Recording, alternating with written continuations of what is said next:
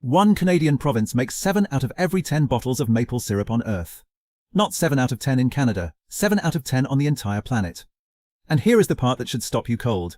That province does not just grow it and sell it, it stockpiles it. It hoards it in a guarded warehouse the size of several football fields, under lock and key, the way other countries stockpile crude oil. There is a global strategic reserve of maple syrup, and by the end of this I am going to show you exactly why it exists, the almost unbelievable crime that quietly drained part of it, and the slow-moving threat that could make the whole thing impossible to replace. Stay with me, because the reason this one product got locked down like a national treasure is stranger than any story you have heard about your breakfast table. Because this is not really a story about pancakes.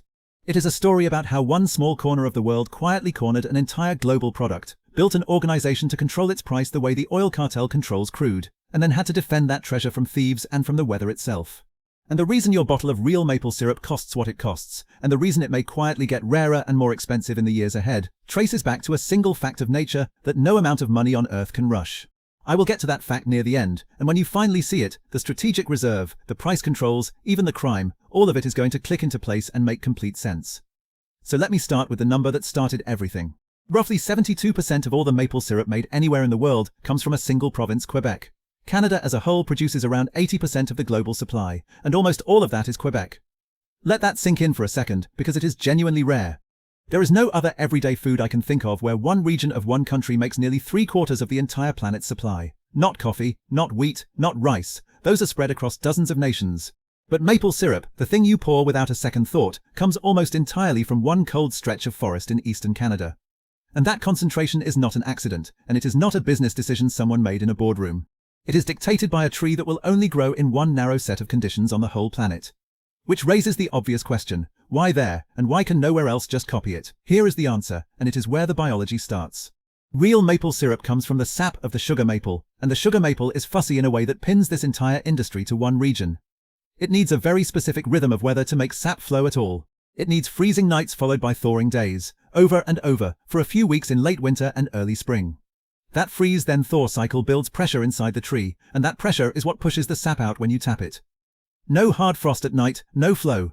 No warm thaw by day, no flow. You need both, swinging back and forth, day after day. And there are only a handful of places on Earth where a huge forest of sugar maples happens to sit inside exactly that freeze-thaw belt. Quebec is the sweet spot of the sweet spot, and that geographic accident is the foundation of a near monopoly. But a monopoly built on weather is a fragile thing, and hold that thought, because it comes back at the end, and it is the whole point. Now here is the second piece of biology, and it is the one that quietly controls everything else. You cannot just decide to make more maple syrup, not this year, not in 3 years. A sugar maple has to be roughly 40 years old before it is big enough to tap without harming it. 40 years. Plant a maple today, and it will not give you a single drop of commercial syrup until the 2060s. There is no shortcut, no greenhouse trick, no fertilizer that turns a sapling into a tappable tree in a season. And then, even once the tree is old enough, the yield is almost comically small. It takes about 40 liters of raw sap, boiled down for hours, to make a single liter of finished syrup. 40 to 1. So every bottle on your shelf is the product of a 40-year-old tree and a mountain of sap reduced down over a fire. Remember that 40-year clock, because it is the reason the people who control this product had to invent something no other food industry has. And what they invented is the part that sounds made up, but is completely real. The maple syrup of Quebec is not a free-for-all where anyone sells to anyone. It is run by a single powerful organization, the group representing Quebec's maple producers, and it operates something very close to a cartel. It sets production quotas, it decides how much syrup can be sold. It negotiates the price. Producers in the province are largely required to sell their bulk syrup through this one body, which then controls how much reaches the market. People literally call it the OPEC of maple syrup, and the comparison is fair, because the goal is exactly the same as the oil cartel's goal. Keep supply steady, keep the price from crashing, and never let a flood of product in a good year wreck everyone in a bad year. And that mission, smoothing out the good years and the bad years, is what forced them to build the strange thing at the center of this story, because maple syrup has a problem that oil does not. Its supply swings wildly from year to year, and nobody can control it because it depends entirely on the weather. Remember the freeze-thaw cycle. In a perfect spring, with a long stretch of frosty nights and mild days, the sap runs and runs and you get a massive harvest. But in a bad spring, when winter ends too fast and the cold snap never really settles in, the season can collapse to a fraction of normal in a matter of weeks. One year you can be drowning in syrup, the next you can barely fill the orders. For a product the whole world now depends on, that kind of wild swing is dangerous. A single bad spring could send prices spiking and leave buyers around the globe short. So the organization did something no other food producer really does at this scale. They built a buffer, a vault, a cushion against the weather. They call it the Global Strategic Reserve of Maple Syrup, and the name is not a joke or a marketing gimmick. It works on the same logic as a national oil reserve. In the fat years when the harvest is huge, they hold back part of the surplus instead of dumping it all on the market. They store it in enormous quantities, in tens of thousands of steel barrels inside massive warehouses. Then, in the lean years when the weather ruins the season, they release syrup from the reserve to fill the gap, keep the shelves stocked, and keep the price stable. It is supply management through a stockpile, run for a food you probably have in your fridge right now. One of these warehouses can hold a mind-bending amount of syrup, worth well over $100 million when it is full. Which brings us, finally, to the crime. Because the moment you gather that much value in one building, you have created a target. And in the early 2010s, someone noticed. What happened next is now known as the Great Canadian Maple Syrup Heist, and it is the largest agricultural theft in the country's history, maybe one of the strangest thefts of anything, anywhere. Over the course of about a year, a group of thieves quietly drained the reserve of nearly 3,000 tons of maple syrup. 3,000 tons. The stolen syrup was worth close to $19 million, and the genius of it, the reason it went undetected for so long, is in the method. This warehouse held thousands upon thousands of large steel barrels, each one full of syrup, stacked in rows. The thieves got access to the building, and instead of hauling whole barrels out the front door, which would have been noticed immediately, they did something far more patient and far more devious. They trucked the barrels out a few at a time, siphoned the syrup into their own containers, and then, here is the clever, sickening detail, they refilled the emptied barrels with water and put them back in place. From the outside, the rows of barrels looked completely untouched. Full barrels, right where they should be, stacked to the ceiling. On paper, and to a glance, the reserve was intact. In reality, a fortune in syrup was being quietly pumped out and replaced with water, barrel by barrel, over months. It was slow, it was methodical, and it very nearly worked perfectly. The stolen syrup was then smuggled out and sold through legitimate-looking channels, mixed into the ordinary supply chain, ending up on shelves and in kitchens with nobody the wiser. A liquid heist, hidden inside a stockpile most people did not even know existed. So how did it finally unravel? Not through some high-tech alarm or a security camera catching the culprits. It came apart because of one physical detail the thieves could not fake. During a routine inspection of the warehouse, an inspector climbed up on the stacked barrels to take a count. And one of the barrels, when he stepped on it, was not solid the way a full barrel of thick syrup should be. It moved wrong. When they opened it up to check, it was full of water. That single wrong barrel pulled the thread on the whole scheme. Investigators started checking others, found more water, and realized a massive theft had been unfolding right under everyone's noses. What followed was one of the biggest police investigations the province had ever run, hundreds of interviews, and eventually arrests. The ringleader was convicted and handed a long prison sentence and an enormous fine, and much, though not all, of the syrup was recovered. Now, it would be easy to end there and treat this as just a wild caper, a fun fact about a syrup Fort Knox and the crooks who cracked it. But that would be missing the real point, the thing that actually matters for you and your grocery bill. Because here is the uncomfortable truth. The thieves were never the biggest threat to the world's maple syrup. They stole from the reserve, sure, but the reserve exists to protect against something far larger, something no fence and no security guard can stop, something that is getting worse every year. The real threat to your maple syrup is not a criminal with a siphon, it is the weather. It is the exact freeze-thaw cycle that makes the whole thing possible in the first place, and it is starting to break down. Remember what the sugar maple needs. Freezing nights, thawing days, in a reliable rhythm, for a stretch of weeks in early spring.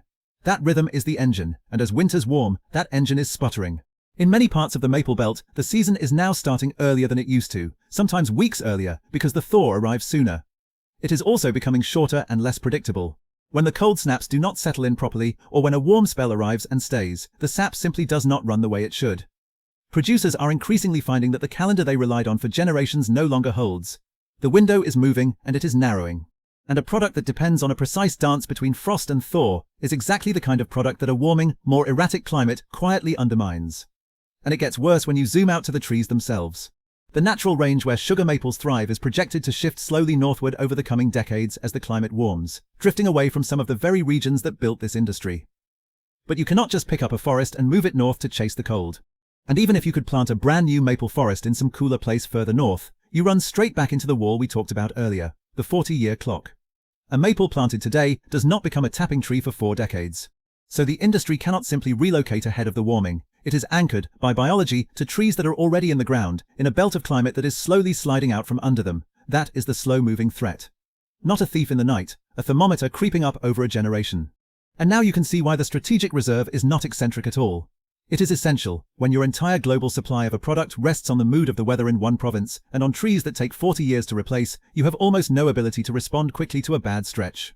You cannot add a shift, you cannot build a factory, you cannot import your way out, because there is nowhere else on Earth with the same combination of vast old sugar maple forests sitting inside that perfect freeze-thaw belt. The reserve is the only tool they have to smooth over a bad year, because everything upstream of it is locked in place by nature. A stockpile is what you build when you literally cannot make more on demand.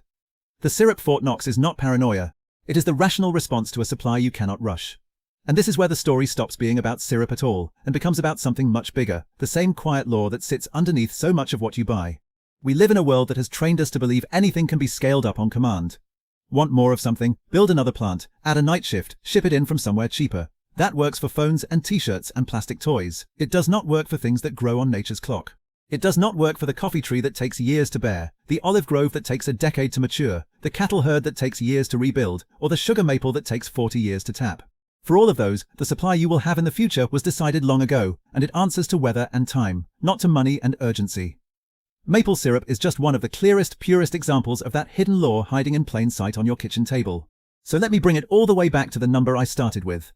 7 out of every 10 bottles of maple syrup on the planet come from one province, because of a tree that only thrives in one narrow band of freeze and thaw. That concentration forced the creation of a cartel to steady the price, and a strategic reserve to survive the weather's wild swings. That reserve grew so valuable, it became the target of the largest agricultural heist in the country's history. A theft hidden barrel by barrel behind water and undone by a single soft step on a stack. And behind all of it, the real story is a 40-year clock and a freeze-thaw rhythm that a warming world is slowly pulling apart. Every one of those pieces exists because you cannot simply make more maple syrup when you need it. The whole elaborate machine is built around that one unmovable fact. So here is what you can actually take from this the next time you are standing in the aisle. When you see real maple syrup priced far above the cheap corn syrup imitation sitting next to it, you now know that price is not a scam or a markup for a fancy label. It is the honest cost of a 40-year-old tree, a 40-to-1 boil down, a weather-dependent harvest, and an entire system built to protect a supply the world cannot expand. If you love the real thing, it is worth buying the real thing, and it is worth understanding that in the years ahead, as those winters keep warming and the season keeps shifting, real maple syrup is one of those everyday products that could quietly become more precious, not less.